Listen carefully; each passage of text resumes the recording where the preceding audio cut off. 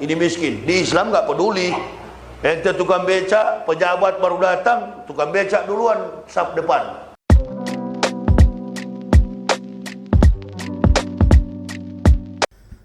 Assalamualaikum, selamat datang kembali di channel ini. Kali ini saya akan meluruskan kembali pengajaran dari Ustadz Yahya Waloni.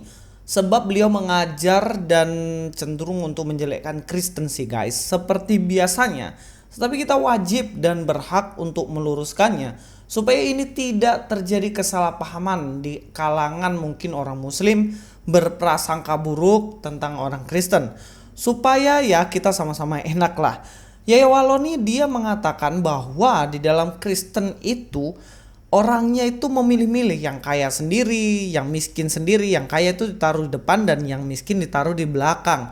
Dan itu dianggap sebagai kelebihan dari agama Islam sendiri. Sebab di dalam agama Islam nggak ada yang kayak gitu.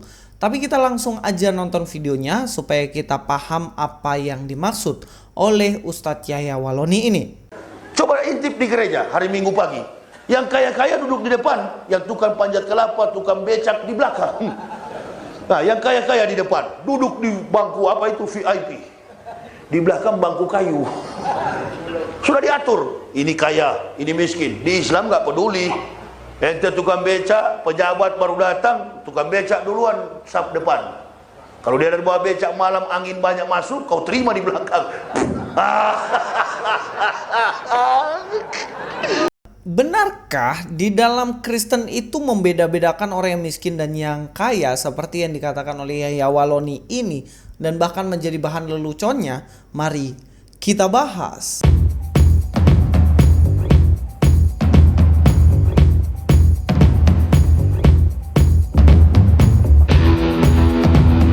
Dalam mengcounter pandangan dari Yahya Waloni ini, setidaknya saya ada 3 pandangan atau 3 argumentasi yang ingin saya sampaikan. Yang pertama, Tuhan tidaklah memandang profesi seseorang. Entah engkau seorang pebisnis, entah engkau seorang dokter perawat, entah engkau seorang pengusaha, kontraktor, dan lain-lain. Tuhan tidak memandang profesi seseorang. Kalau tukang becak di belakang kalau di gereja, ataupun kalau orang yang kaya di depan seperti itu, enggak ada sebenarnya dalam Kristen. Kalaupun ada, sebenarnya itu adalah oknum-oknumnya, bukan dari ajaran Kristen sendiri. Kita harus bedakan antara tindakan dari oknum dan juga ajarannya ya. Kalau di dalam Kristen tidak pernah diajarkan untuk memandang seseorang melalui profesinya. Misalnya orang kaya itu harus dikagumi, dihormati, sedangkan yang miskin enggak dihormati.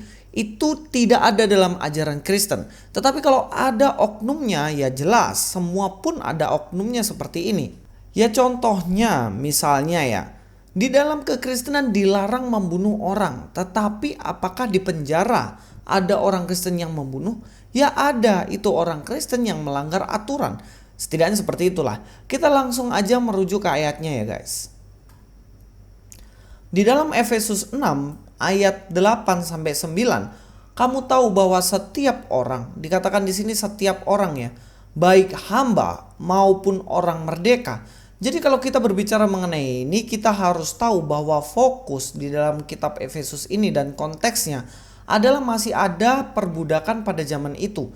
Kalau dikatakan baik hamba maupun orang merdeka, berarti orang yang diperbudak oleh tuannya, dan juga orang merdeka adalah orang yang sudah dilepaskan dari perbudakan oleh tuannya juga.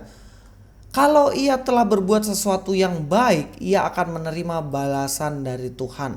Jika ini tadi budak dan juga orang yang merdeka ini yang sudah bukan budak berbuat baik, itu sama di mata Tuhan. Tidak sama sekali memandang profesinya apa. Dan bahkan di ayat 9 dikatakan, dan kamu tuan-tuan, berbuatlah demikian juga terhadap mereka dan jauhkanlah ancaman. Perhatikan ada 3 profesi di sini, budak, orang merdeka, dan juga tuan. Dari ketiga profesi ini apakah ada yang lebih dihormati dan lebih dianggap sesuatu di dalam kekristenan? Enggak guys. Bahkan di sini katakan ingatlah bahwa Tuhan mereka dan Tuhan kamu Tuhannya para budak ini dan tuannya tuan-tuan ini ada di surga, dan ia di sini adalah Tuhan, tidak memandang muka.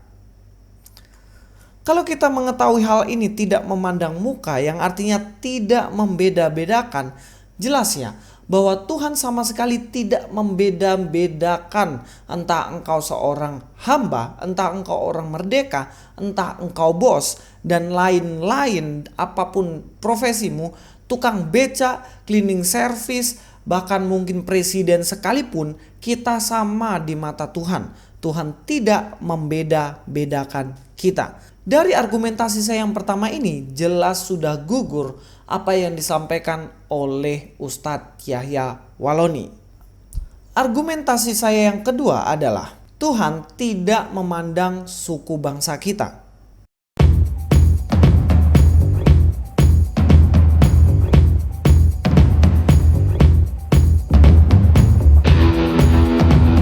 Tuhan tidak memandang suku bangsa seseorang, entah kita ini orang Papua, entah orang Timor, entah kita ini mungkin orang Kalimantan, orang Jawa, orang Minangkabau, mungkin orang Batak, orang manapun yang ada suku di Indonesia ini, orang Cina dan mungkin orang Afrika, orang bule dan lain-lain. Tuhan tidak memandang suku bangsa tersebut.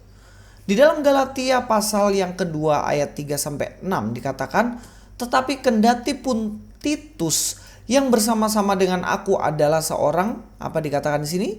Yunani. Dia adalah orang Yunani, namanya adalah Titus. Namun ia tidak dipaksa untuk menyunatkan dirinya.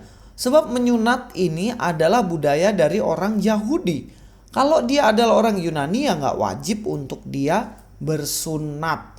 Ayat yang keempat, memang ada desakan dari saudara-saudara palsu yang menyusup masuk, yaitu mereka yang menyelundup ke dalam untuk menghadang kebebasan kita. Kebebasan dalam arti kita diselamatkan oleh karena iman, bukan karena sunat. Nah itu dihalang-halangi sehingga Titus yang orang Yunani harus disunat, yang kita miliki dalam Kristus Yesus, supaya dengan jalan itu mereka dapat memperhambakan kita. Kita lanjut. Dalam Galatia pasal 2 ayat 3-6, terutama di ayat 5 dan juga ayat yang ke-6 dikatakan, tetapi sesaat pun kami tidak mau mundur untuk tunduk kepada mereka, agar kebenaran Injil dapat tinggal tetap pada kamu.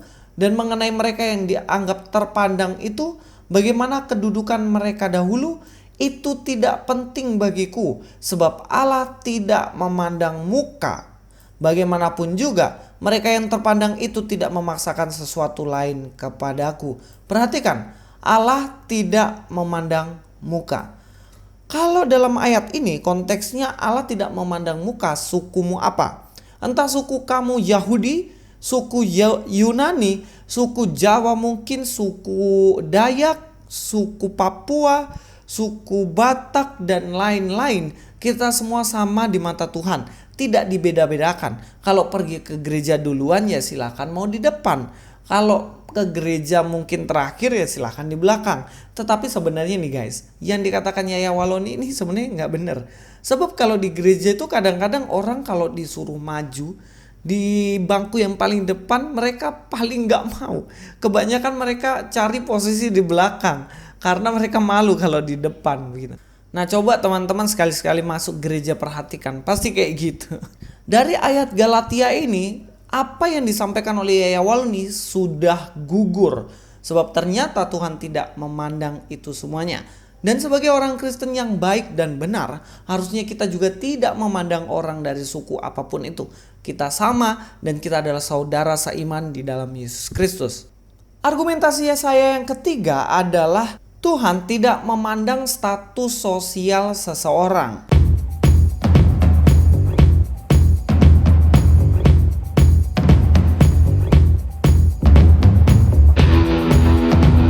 Tuhan tidak memandang status sosial seseorang, yang berarti entah engkau miskin ataupun engkau kaya, engkau sama di hadapan Tuhan. Dalam Yakobus pasal 2 ayat 1-4, saudara-saudaraku, sebagai orang yang beriman kepada Yesus Kristus, Tuhan kita yang mulia, janganlah iman itu kamu amalkan dengan memandang muka. Jadi kalau kamu percaya Yesus sungguh-sungguh, orang Kristen, percaya Tuhan, tidak boleh kita memilih-milih orang, memandang muka. Memandang muka dalam arti apa di sini?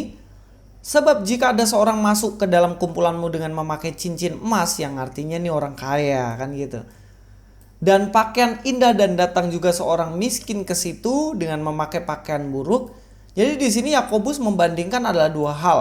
Yang pertama orang kaya yang pakai cincin emas, dan yang satu miskin pakaiannya buruk. Dan kamu menghormati orang yang berpakaian indah itu, yang artinya jika orang Kristen memperhatikan orang yang lebih kaya dan menghormati orang lebih kaya dan tidak menghormati orang yang miskin tadi, dan berkata kepadanya, silakan Tuhan duduk di tempat yang paling baik ini.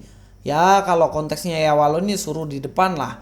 Sedang kepada orang yang miskin itu kamu berkata, berdirilah di sana atau duduklah di lantai ini dekat tumpuan kakiku. Ditaruh di tempat paling belakang lah kalau konteksnya ya Waloni ya. Bukankah kamu telah membuat pembedaan dalam hatimu dan bertindak sebagai hakim dengan pikiranmu yang jahat?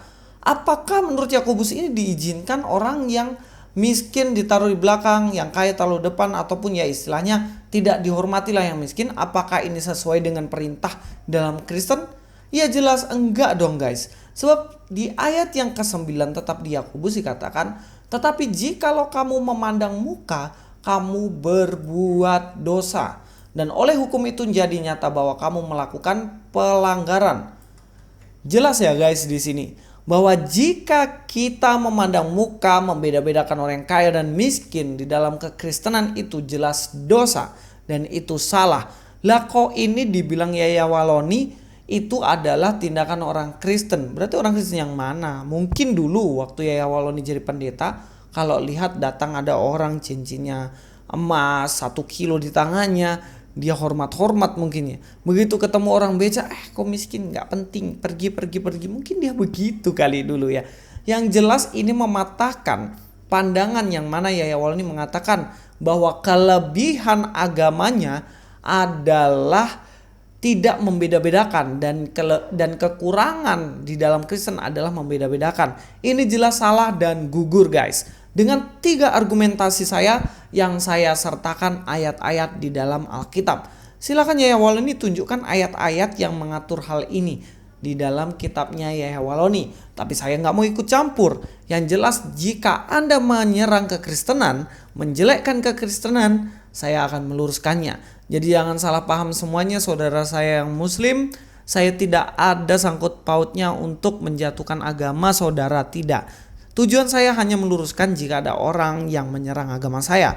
Ini saja dari saya. Jangan lupa kalau ini memberkati teman-teman semuanya, di-share sebanyak-banyaknya video ini. Jangan lupa juga follow Instagram saya ataupun juga masuk dalam grup Telegram. Terima kasih semuanya. Sampai ketemu lagi di video selanjutnya. Luis Prasetyo di sini. God be with you all.